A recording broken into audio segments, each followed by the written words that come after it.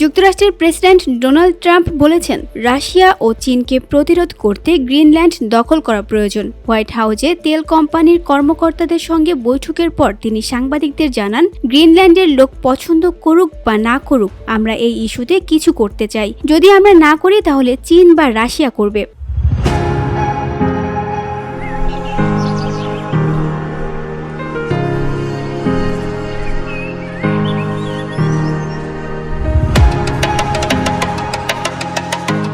বিশ্বের সবচেয়ে বড় দ্বীপ গ্রিনল্যান্ডের আয়তন 21,66,086 বর্গ কিলোমিটার, জনসংখ্যা মাত্র 56,583 জন। এই জনসংখ্যার প্রায় 90%ই ইনুইট জাতিগোষ্ঠীভুক্ত। গ্রিনল্যান্ডের অবস্থান উত্তর আমেরিকা অঞ্চলে হলেও এই দ্বীপটি ডেনমার্কের অধীন একটি স্বায়ত্তশাসিত প্রদেশ।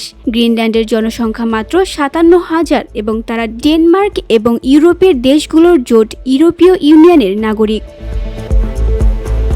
2025 সালের 20 জানুয়ারি যুক্তরাষ্ট্রের প্রেসিডেন্ট ডোনাল্ড ট্রাম্প শপথ গ্রহণের পর থেকে গ্রিনল্যান্ড দখলের কথা বলে আসছে।